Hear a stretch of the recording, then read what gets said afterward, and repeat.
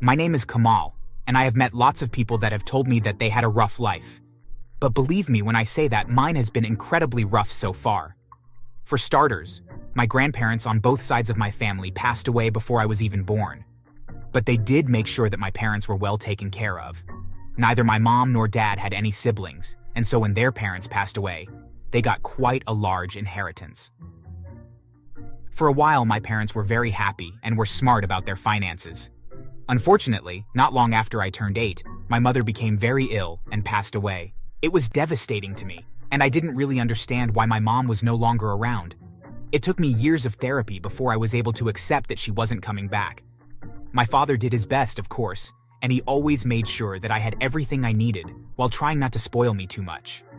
We were very close, so when I was 15 and he told me that he was thinking about dating again as he was lonely, I gave him my blessing. At the time though, I never would have guessed how bad of a decision it would end up being.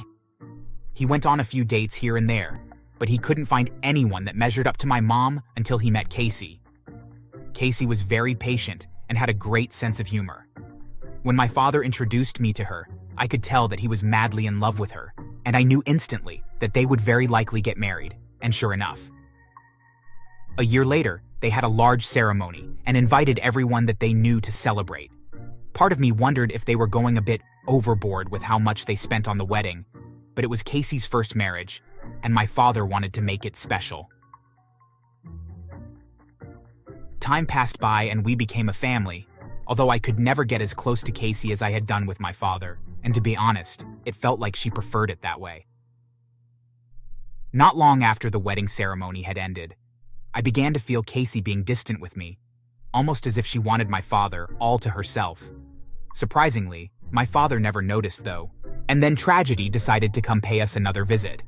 The day that I came home from school and found my father crying on the couch with Casey trying to comfort him will live in my memory forever. Whoa, what happened? Is everything okay? No, Kamal. I'm afraid I have some terrible news. I went to the doctors today and they told me that I have cancer and that I have only 4 months to live. My world was shattered. Not only had I lost my mother, but now I would lose my father as well. It was completely unfair. And the thing that made it even worse was that Casey was smiling. Every time my father would look at her, the smile would disappear. But once he looked away, it would return. It made her look like a devil. A few weeks later, my father's illness forced him to stay in bed as it drained all his energy. Casey had hired a nurse to help take care of him. It was around that time that I tried to connect with her more, as I assumed that once my father was gone, that it would be just the two of us. But I had that completely wrong. Hey Casey, how are you holding up? How's Dad feeling today? Oh, you're still here? What's that supposed to mean? Isn't it obvious? As soon as your father is dead, your butt is out that door forever. I only married him for his money, and now that he's going to be out of the picture, there's no reason to keep you around. The audacity of this woman. She had been acting the entire time and had convinced my father and I that she was a genuinely good person. And now that my father was on his deathbed, she was revealing her true colors. I wanted to run straight to my father and tell him all this, but part of me didn't want to burden him with this information. He had so little time left, and I didn't want him to spend his last days saddened by being betrayed by Casey. I had faith that my father would protect me even after he had passed, and if it meant that his last days would be comfortable, then I didn't care how much money Casey would receive. Somehow, I knew that I would endure, and that although it would be incredibly hard, that I would be okay. However, months after my father had passed away, Casey still hadn't kicked me out of the house. I knew something was up, but I had no idea exactly what until my father's lawyer came to our house to read us a copy of his will. As it turned out, my father left Casey our house and $100,000, but left the remainder of his fortune to me, which totaled in the tens of millions of dollars. But the catch was that I couldn't touch it until I was 25. There was one exception though, and that was so long as I was living at home with Casey, and if I could prove that she needed the money, then I could withdraw from my trust fund to help her. When I heard that, I instantly knew that that was the reason that I hadn't been kicked out. Casey was banking on me giving her more money. After that, Casey began to act very sweet and polite to me, but I saw right through her act. Hello, Kamal. I was going to make lasagna. I know how much you love it. Casey, it's no use. I know why you're being nice, and I know why you haven't kicked me out yet. You can stop pretending. Well, is that so? Fine then, we can do this the more fun way. Listen, you either give me money when I ask for it, or else I'm going to make your life a living hell until you're 25. Do you understand? At the time, I felt confident that I would be able to just leave and never have to deal with her. But she had managed to drain my bank account somehow. And without money, I wouldn't be able to afford a place to live on my own. To make matters worse, every time I tried to get a job, she would find a way to sabotage it. Sometimes she would tell my prospective employer that I did drugs, or that I was a part of a gang, and so no one would hire me. So, without a job and without money, I was indeed stuck living with her. I even tried to access my trust fund, but Casey had convinced the bank that I was lying about what I needed the money for. There was nothing that I could do. She held all the power. Over time, she began demanding thousands of dollars. And if I didn't give her the money, then she would do things like cutting holes in my clothes, or breaking my belongings, or not buying food for the house. She would eat out at restaurants, while I would starve at home. Occasionally, I would stay with friends when things got particularly nasty, but the more I did that, the more she would attack me. The worst was when she would find something that belonged to my parents, and she would use it as a hostage to force me to sign over money from my trust fund. I hated her for it, and I knew that if I didn't do something that she would end up burning through my future inheritance. And so, I came up with a plan and contacted the lawyer that had read us my father's will, and told him that if he would help me, that I would give him $1 million once I turned 25, and that I would be willing to sign a contract in order to make it official. Not surprisingly, he agreed to help me. But what did surprise me was the fact that he was willing to do it for far less. As it turned out, he was an acquaintance of my father, and upon hearing what I was going through, it made him angry, and so we got to work setting up a sting operation. While Casey was out of the house, we hired people to place cameras all over the house, along with microphones as well. It didn't take long before those started revealing some very good results, as Casey was unable to go more than 2 days without abusing me in some way. We had footage of her denying me food and destroying my belongings. There was even footage of her slapping and kicking me. All of that was well and good, but sending her to prison wasn't enough for me. I needed to make her suffer a bit more, and so I asked my new lawyer friend to draft up some paperwork and hid it among some school paperwork. Hey, listen, I know you don't care about stuff like this, but my school is going on a field trip. Don't worry, it's free, but I need you to sign this form since technically you're my guardian. Okay, I will, but in exchange I want another $10,000. Fine, I guess so.